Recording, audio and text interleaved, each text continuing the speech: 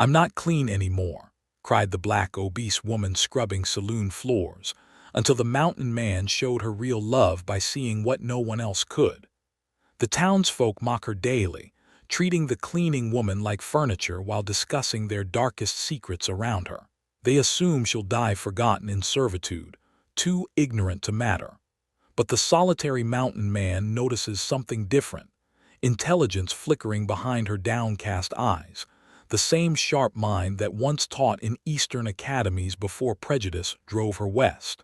What the sneering patrons don't realize is that their invisible servant has been listening, calculating, and quietly gathering evidence of the sheriff's land-stealing scheme that will destroy innocent families. Her hidden education could expose the corruption, but speaking up means risking everything she's built to survive. Will she find the courage to use her brilliant mind to fight injustice, or remain safely silent while evil triumphs? The wooden floors of the Dusty Rose Saloon had seen better days, much like Celestia Monroe, who scrubbed them every morning before dawn. Her knees pressed against the splintered planks as she worked her brush in steady circles, invisible to the men who stumbled past her toward the bar. "Another round, boys," Sheriff Amos Cale called out, his boots thudding dangerously close to Celestia's bucket. "We got business to discuss." Celestia kept her head down, but her ears sharpened. The sheriff's business discussions usually meant trouble for someone. "The Henderson place looks ripe for the taking," Deputy Mills said, settling into a chair that creaked under his weight. "Found some cattle on their land that ain't branded proper." Cale's laugh was cold. "Funny how cattle wander, ain't it, especially when they need wandering." The brush in Celestia's hand slowed. She understood exactly what they meant. The Hendersons were good people with 3 young children. They'd worked that land honest for 2 years. "What about the Williams spread?" Mills asked. "Already got that planned. Horse theft's easier to prove than cattle rustling." Celestia's stomach dropped. The Williams family had no horses except an old mare that could barely pull their plow. Everyone in town knew that. And the Morrison place. Been watching that widow real close. Catch her selling liquor without a license, and we can claim the whole property. Mrs. Morrison sold medicinal tonics from herbs she grew herself. Doc Leroux had recommended her remedies to half the town. But Celestia knew the sheriff could twist any truth to serve his purposes. "Smart thinking, Sheriff. Railroad's gonna pay handsomely for all that land." Celestia's hand tightened on her brush. 3 families, 3 homes, all built on lies and greed. "Course, nobody's gonna believe different," Cale said. "Who's gonna speak up for a bunch of no-account homesteaders?" The men's laughter echoed off the walls as they discussed their victims like pieces on a chessboard. Celestia continued scrubbing, but each stroke felt heavier than the last. By midday, the saloon emptied except for a few regular drinkers nursing their whiskey in silence. Celestia gathered her cleaning supplies and stepped into the blazing afternoon sun. The heat hit her like a wall, but it felt cleaner than the air inside. She walked down Main Street, nodding politely to the few townspeople who acknowledged her existence. Most looked through her as if she were made of glass. Martha Dillard pulled her son closer when they passed, whispering something that made the boy stare. "Morning, Miss Monroe," came a voice behind her. Celestia turned to see Doc Leroux approaching with his medical bag in hand. He was one of the few people who used her proper name. "Morning, Doc. I wonder if you might help me with something." He gestured toward his office. "My record-keeping's gotten a bit tangled, and I know you're good with organizing things." Celestia hesitated. She needed to finish her rounds, but Doc had always treated her fairly. "I suppose I could spare some time." His office was chaos. Papers scattered across every surface, medical supplies mixed with billing records, patient files stacked in no particular order. Celestia surveyed the mess with growing interest. "I'm afraid I'm better with people than paperwork," Doc admitted. Celestia picked up a patient record and scanned it quickly. The symptoms didn't match the treatment notes. Another file showed similar inconsistencies. Within minutes, she'd identified patterns that made her pulse quicken. "Doc, when did Mrs. Patterson's baby get sick?" "About 2 weeks back. Why?" And the Miller boy, same time roughly. Celestia spread several files across his desk, her movements quick and precise. All these children, same symptoms, same timeline. She pointed to addresses scrawled on the files, all from the same water source. Doc leaned forward, studying her arrangement. My word, I hadn't seen the connection. The well by the schoolhouse, it's been contaminated. Celestia's mind raced through possibilities. Probably animal waste upstream. If we don't fix it, more children will get sick. How did you see this so quickly? Celestia's hands stilled on the papers. She'd revealed too much. Back east, her professors had praised her analytical mind. Here, such skills made her dangerous. Just notice similarities, she said quietly. But Doc was watching her carefully now, seeing something he'd missed before. You've got quite an eye for detail, Miss Monroe. Before she could respond, the door burst open. Harlan Thorne filled the doorway, his massive frame blocking the sunlight. The mountain man rarely came to town, and when he did, people scattered. Doc needs supplies, he said simply. Of course, Hawk. Doc began gathering items from his shelves. Hawk's eyes found Celestia, and unlike everyone else, he didn't look away. His gaze held neither pity nor scorn, just quiet assessment. Ma'am, he said with a respectful nod. Celestia blinked in surprise. No one called her ma'am.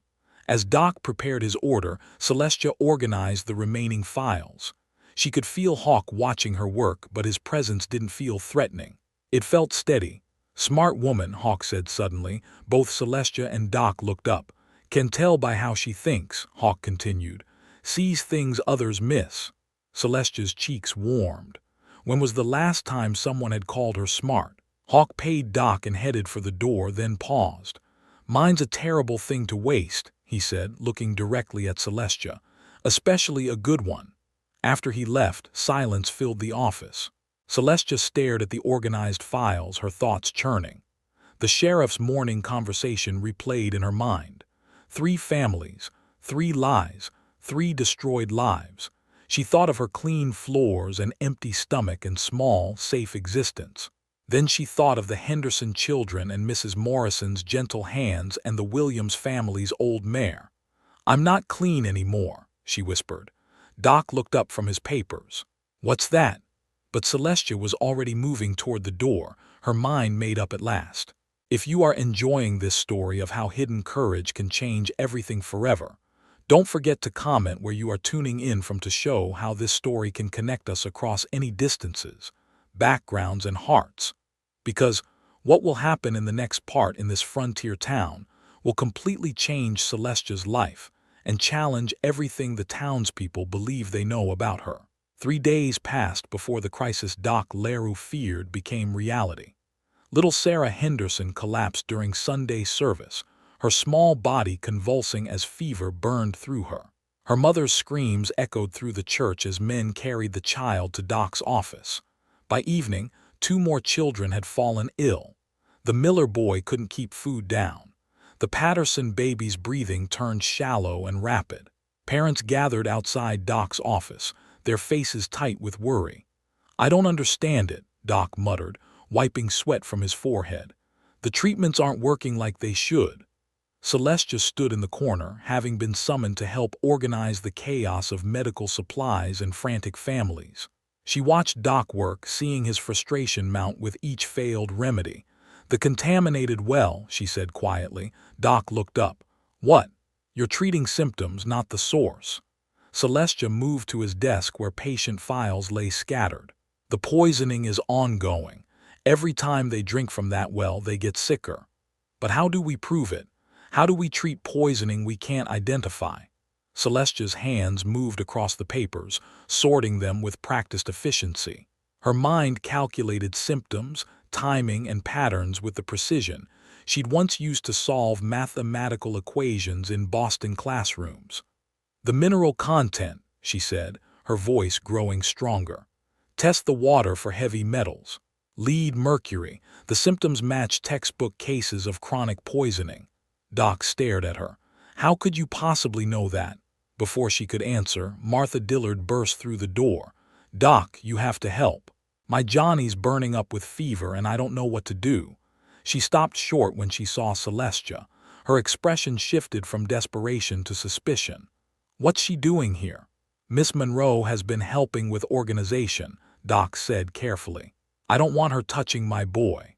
Celestia felt the familiar sting of dismissal, but something had changed inside her since that morning in the saloon. She stepped forward. "Mrs. Dillard, your son drinks from the school well every day, doesn't he?" Martha's eyes narrowed. "What business is that of yours? Because that's what's making him sick. That water is poisoned. Don't you dare blame this on our well. That water's been good for years." Celestia walked to Doc's bookshelf and pulled down a medical textbook. Her fingers found the relevant chapter with practiced ease. "Lead poisoning. Symptoms include fever, vomiting, confusion, and seizures. Treatment requires removing the source and flushing the system with clean fluids." She opened the book to illustrations that matched exactly what they'd been seeing. Martha leaned forward despite herself.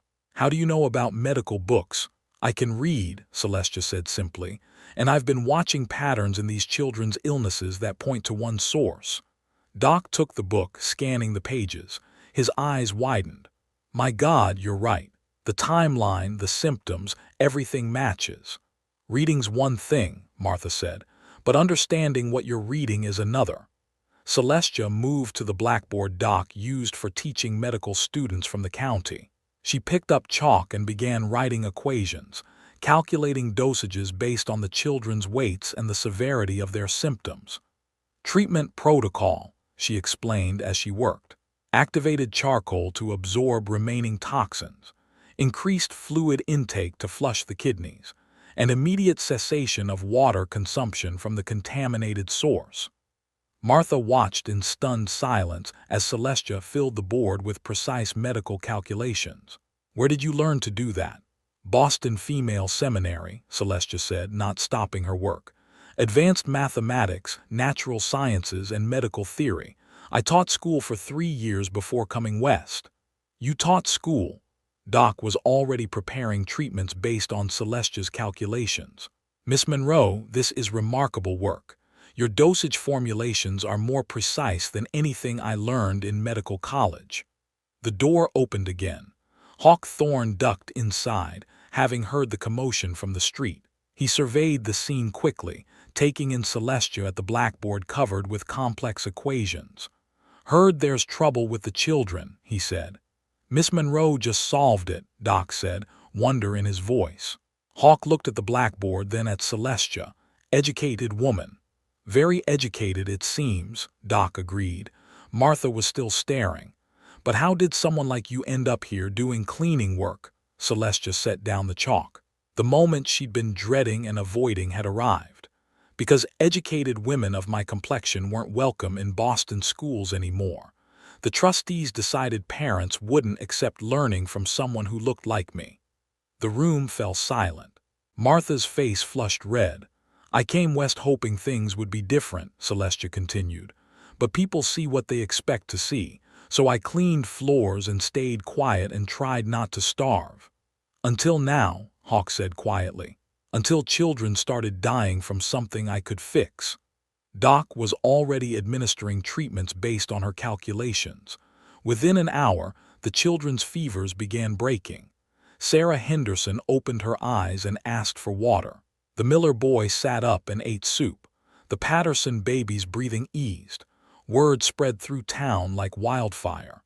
The cleaning woman had saved their children using knowledge that surpassed their doctor's training. Parents who had pulled their children away from her that morning now sought her out with grateful tears. "I owe you an apology," Martha said as her son's color returned to normal. "I judged you wrongly." "Most people do," Celestia replied without bitterness. "But why didn't you tell us? Why hide what you could do?" Celestia looked around the room at faces that were seeing her clearly for the first time. "Because hidden talents are safer than revealed ones. Until today, I thought survival mattered more than service." "And now?" Doc asked. Celestia thought of the sheriff's morning conversation. 3 families facing destruction based on lies. Children who would have died without her intervention. A community that desperately needed what she could offer. "Now I think some things matter more than safety." Hawk stepped forward. Smart woman needs allies. Can't fight battles alone. Fight what battles? Martha asked. Celestia met Hawk's steady gaze. He understood something the others didn't yet. Her education hadn't just saved children today. It had revealed capabilities that could challenge much larger problems. The kind that require both courage and calculation, she said. As families carried their recovering children home, Celestia remained in Doc's office, staring at the equations still covering his blackboard. Her secret was out. Her abilities were known. There would be no going back to invisible cleaning and silent endurance. The question now was whether she had the strength to use her gifts for the battles ahead. If you are enjoying this story of how Celestia's hidden brilliance is transforming an entire community, don't forget to comment where you are tuning in from to show how courage can connect us across any distance. Because what happens next when she faces the sheriff's corruption will determine not just her fate, but the future of everyone in this frontier town. The morning after saving the children, Celestia found Hawk waiting outside her small cabin. He held 2 tin cups of coffee and a determined expression. "Need to talk," he said, offering her a cup. They sat on her porch steps as dawn painted the sky orange. The town was stirring to life, but here in the quiet, Celestia felt safe enough to speak freely. "You heard what the sheriff said at the saloon," she began. Hawk nodded. "About the land grabbing. Figured that's what had you troubled. 3 families, Hawk. The Hendersons, the Williams, and Mrs. Morrison, all based on lies. And you aimed to stop it." It wasn't a question. Hawk saw straight through to her intentions with the same clarity he'd seen her intelligence. "I have to try," she said. "But who's going to believe the cleaning woman against the sheriff?" Hawk was quiet for a long moment, staring out at the mountains. "Got my own history with false accusations," he said finally. "Used to survey land for the territorial government. Good at it, too.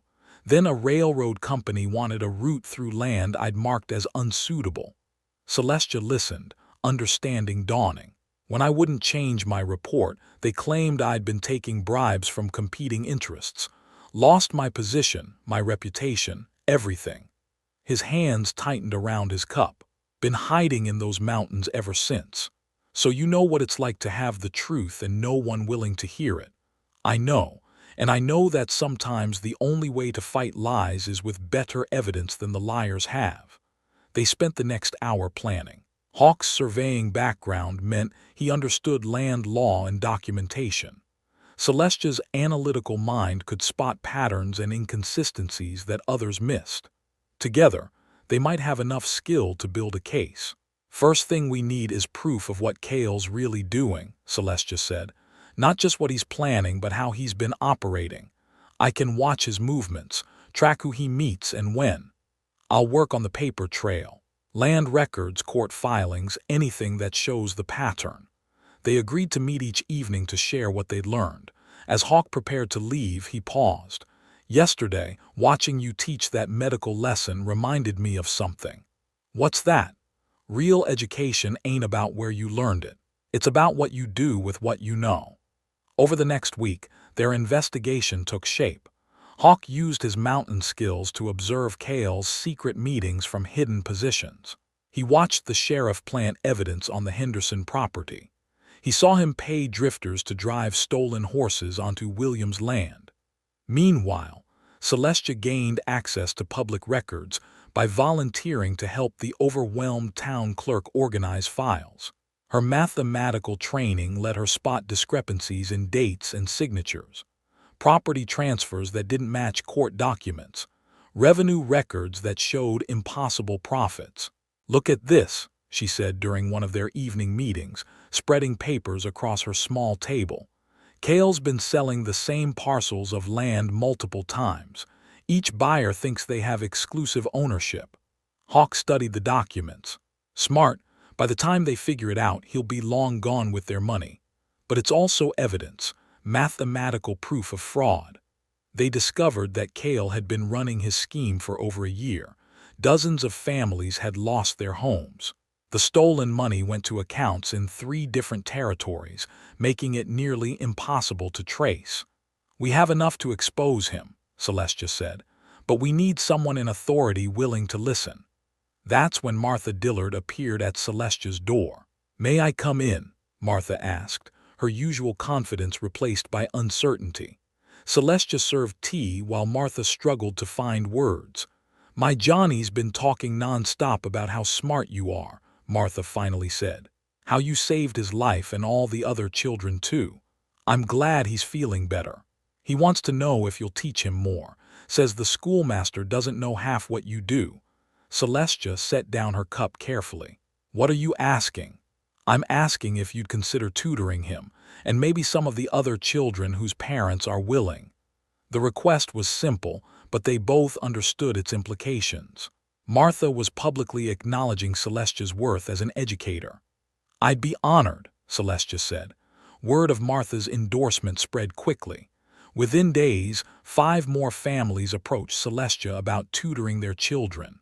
Doc Leroux officially asked her to assist with his medical consultations. The town's attitude was shifting, slowly but noticeably. But Sheriff Cale noticed too. "Heard you've been getting mighty popular lately," he said, cornering Celestia outside the general store. "Folks talking about how educated you are." Celestia kept her expression neutral.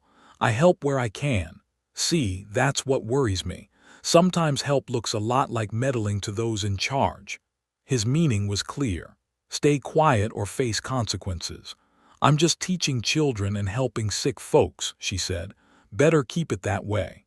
As Cale walked away, Celestia realized they were running out of time. The sheriff was accelerating his plans, sensing possible threats to his operation. That evening, she found Hawk waiting with urgent news. "He's moving tomorrow," Hawk said. "All 3 properties at once. Got men positioned to plant evidence and make arrests by noon." Celestia felt panic rise in her chest. "We're not ready. We don't have everything documented yet. Then we make do with what we have. It won't be enough." Not against his word.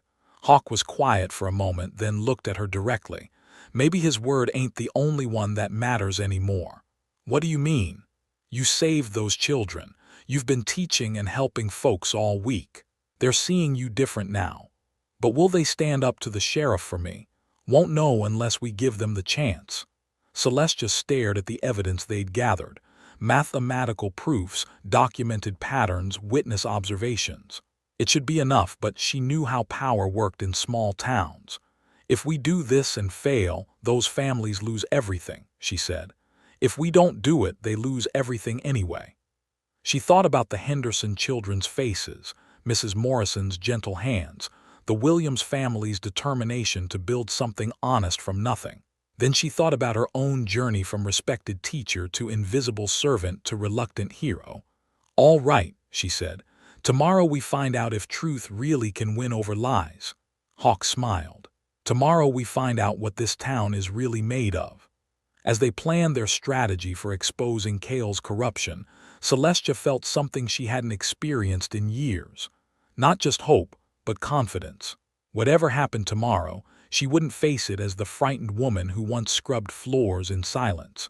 She would face it as herself, fully revealed at last. If you are enjoying this story of how Celestia and Hawk are building an alliance that could change everything, don't forget to comment where you are tuning in from to show how truth can connect us across any distance. Because what happens next when they confront the sheriff's corruption will determine whether justice or greed wins in this frontier town. Dawn broke with the sound of horses and shouting voices. Sheriff Cale's men had started early, riding hard toward the Henderson property with evidence bags already prepared. Celestia watched from her window as the coordinated attack began, her heart pounding with the knowledge of what was coming. By 8 in the morning, Tom Henderson sat in jail, charged with cattle rustling. His wife Mary stood outside the sheriff's office with their 3 children, crying as neighbors whispered and stared. The planted evidence had been discovered exactly as Cale planned. "This ain't right," Martha Dillard said, approaching Celestia near the courthouse. "Tom Henderson's an honest man." "I know," Celestia replied quietly. "Then why isn't anyone doing something about it?" Before Celestia could answer, more commotion erupted from the direction of the Williams farm. Deputy Mills rode into town dragging James Williams behind him in chains, shouting about horse theft for anyone to hear. "Found these stolen animals right on his property," Mills announced to the gathering crowd. "Clear as day." Celestia studied the horses tied to the deputy's saddle. She'd seen those animals before, but not on Williams' land. Her memory worked like a filing system, cataloging details others missed. These horses belonged to ranchers from 2 counties over. By noon, Mrs. Morrison had been arrested for selling liquor without a license.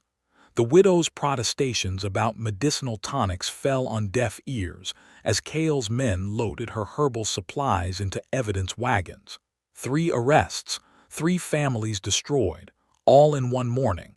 "Mighty convenient timing," Hawk said, appearing beside Celestia as they watched Mrs. Morrison's children being led away to stay with relatives. "Too convenient," she agreed.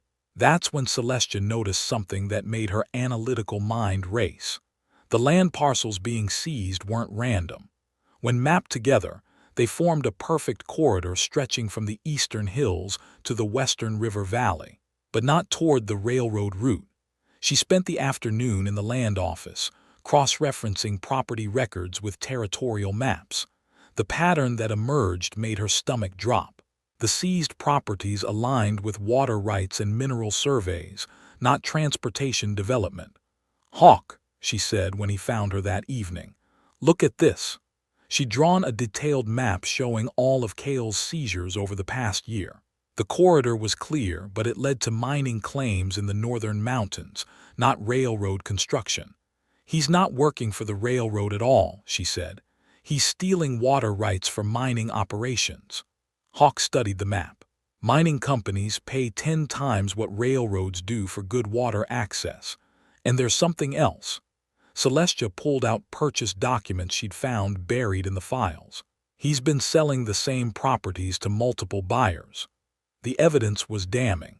Purchase agreements for identical land parcels, signed by different buyers, dated weeks apart. Each buyer believed they held exclusive ownership rights. "Smart business," Hawk said grimly, "until the buyers figure out they've been cheated, or until someone exposes the whole operation. That someone, they both knew, would have to be them." As they planned their next move, Doc Leroux arrived at Celestia's cabin with urgent news. "There's a federal agent in town," he said breathlessly. "Been asking questions about land sales and territorial corruption." Celestia's pulse quickened. "What kind of questions?" "About unusual patterns in property seizures, about complaints from settlers, about local officials who might be exceeding their authority." Hawk and Celestia exchanged glances. This could be the break they needed. "Where is he staying?" Celestia asked. "The hotel. Name's Agent Morrison. Says he's investigating territorial land fraud." "Morrison?" Celestia's mind raced. "Like Mrs. Morrison who just got arrested." "Could be coincidence," Doc said. "Or it could be exactly what we've been waiting for," Hawk replied. They found Agent Morrison in the hotel dining room, a serious man in his 40s who carried himself with quiet authority. He wore civilian clothes but had the bearing of someone accustomed to command. "Agent Morrison," Celestia approached his table, "I understand you're investigating land fraud." He looked up, assessing her quickly. "And you are?" "Someone with information you need." Morrison gestured for them to sit. Celestia spread her maps and documents across the table while Hawk kept watch for unwanted observers. "Sheriff Cale has been seizing properties based on fabricated evidence," she began. "But the real crime is what he does with the land afterward." She walked Morrison through the pattern of seizures, the multiple sale documents, and the connection to mining water rights.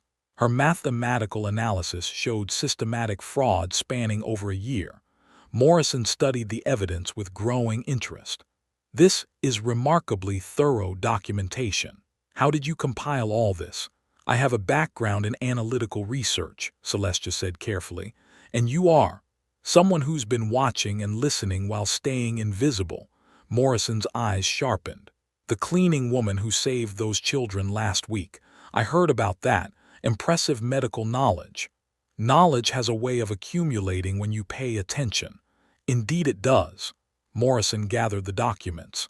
"This evidence is exactly what I've been looking for, but I need witnesses willing to testify in federal court." "The 3 families he arrested today are victims, not criminals," Celestia said. "Their testimony could corroborate everything we've shown you.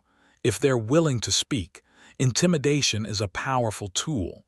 Hawk leaned forward. "What if they knew they weren't alone? That others would stand with them?" "You mean community support?" "I mean people who have seen the truth and decided it matters more than staying safe," Celestia said. Morrison smiled for the first time. "That would change everything. Federal cases succeed when local communities demand justice." As they discussed strategy, Celestia realized they stood at a crossroads. Everything they'd worked for came down to one question. Would their neighbors choose courage over comfort when the moment arrived? "There's going to be a town meeting tomorrow night," Morrison said. "Official discussion about the recent arrests and property seizures. Perfect opportunity for concerned citizens to voice their opinions." Celestia felt her pulse quicken. Tomorrow night, she would stand before the entire community and reveal everything she knew. No more hiding behind others. No more staying invisible. "Will you be ready?" Morrison asked. Celestia looked at Hawk, who nodded encouragingly, then at the evidence spread across the table. Mathematical proof of systematic corruption. Documentation of destroyed lives. A federal agent ready to act on their findings. "I'll be ready," she said. The next 24 hours would determine whether truth could triumph over power in their small frontier town.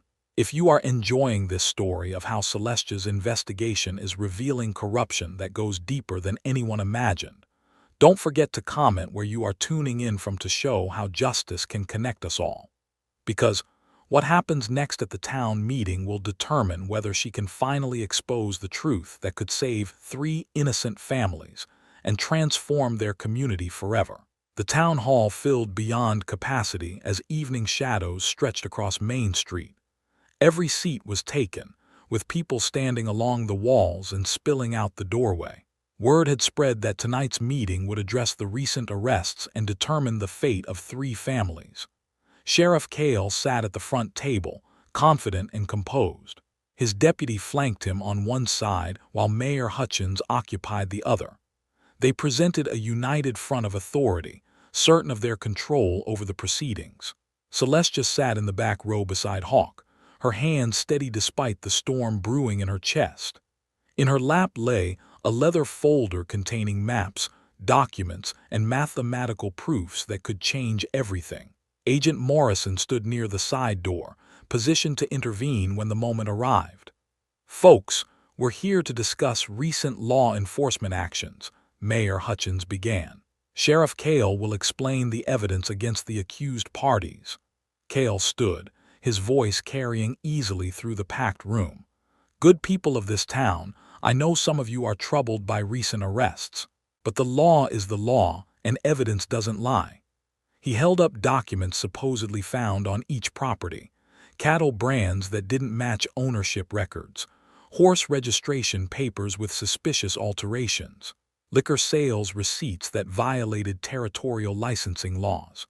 Tom Henderson was caught red-handed with stolen cattle. James Williams had horses that belonged to other ranchers. Mrs. Morrison was running an illegal saloon operation. Murmurs rippled through the crowd. The evidence looked convincing to those who hadn't examined it closely.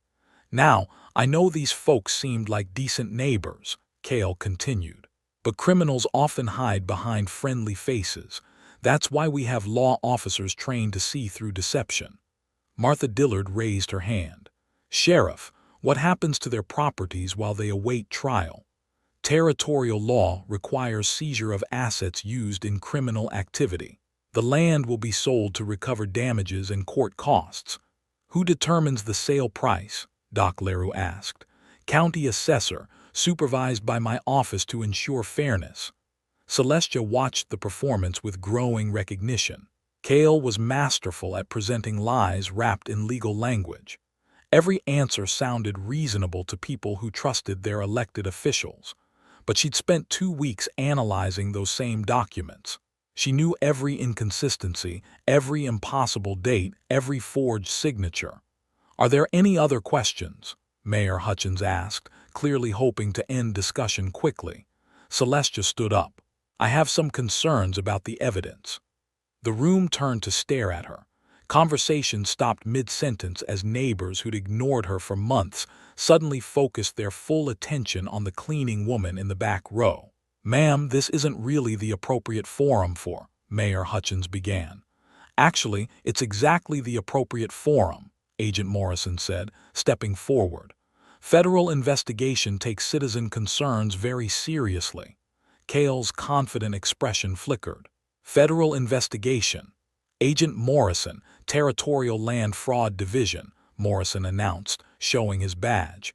"I've been reviewing unusual patterns in property seizures throughout this region." The room erupted in whispers. Cale's face had gone pale, but he maintained his composure. "Of course, we're happy to cooperate with federal oversight." "Excellent," Morrison said. "Miss Monroe has compiled some interesting analysis that relates to your recent arrests." Celestia walked to the front of the room, her folder clutched tight but her step steady. Every eye followed her movement. These were the same people who'd looked through her, dismissed her, treated her as furniture. Now they watched with complete attention. "I've been studying patterns in local land seizures over the past 18 months, she began, opening her folder. "Mathematical analysis reveals systematic irregularities that suggest coordinated fraud." She pinned her first map to the wall behind the speaker's table. Red marks showed every property Cale had seized, creating a clear corridor from east to west. "These seizures don't align with railroad development as claimed. They follow water rights leading to northern mining claims." Mayor Hutchins squirmed in his seat. "Miss Monroe, I'm not sure you're qualified to make such complex assessments." "I hold advanced degrees in mathematics and natural sciences from Boston Female Seminary," she replied calmly. "I taught analytical research methods for 3 years before coming west." The room fell silent. Martha Dillard nodded encouragingly, but many faces showed shock at learning their cleaning woman possessed such credentials. Celestia pinned up her second chart, showing purchase agreements for identical properties. More concerning is evidence of multiple sales. Sheriff Cale has been selling seized properties to different buyers simultaneously.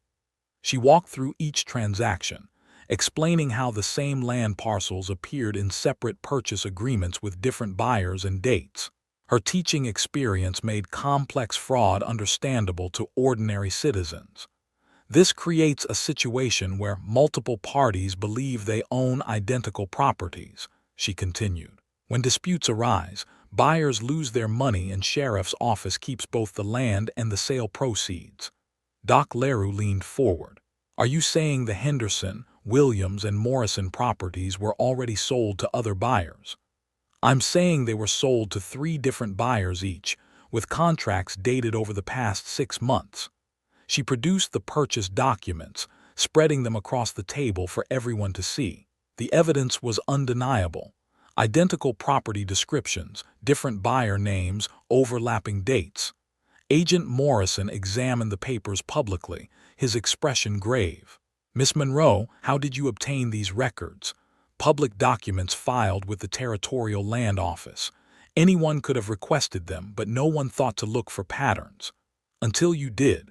Until children started getting sick from poisoned water, and I realized staying invisible wasn't worth letting people suffer." Sheriff Cale finally found his voice.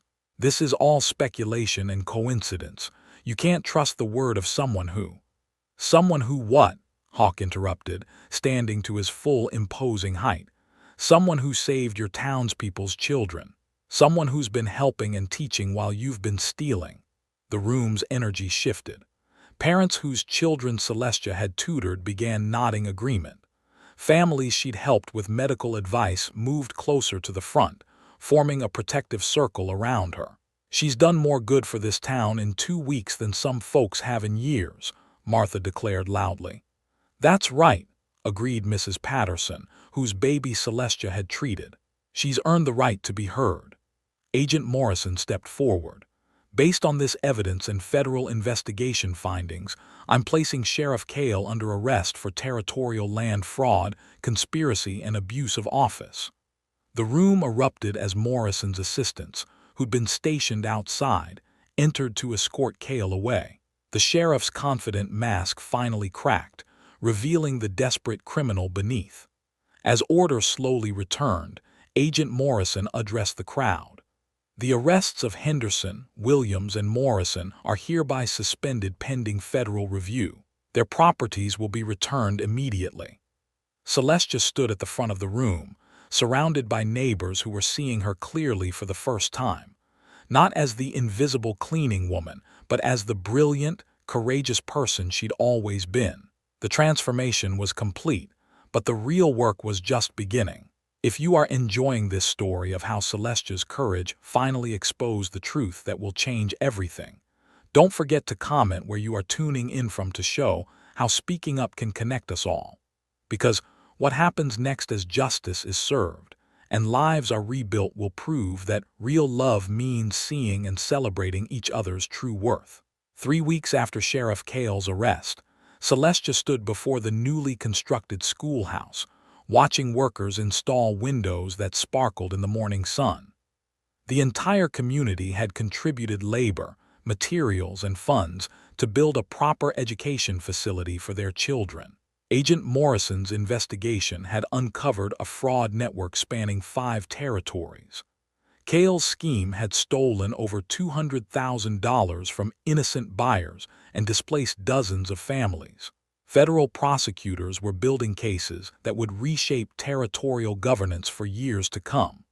The Henderson family had returned to their farm with federal protection and compensation for their suffering. Tom Henderson stopped by Celestia's cabin daily to thank her and bring vegetables from his restored garden. His children asked constantly when school would officially begin.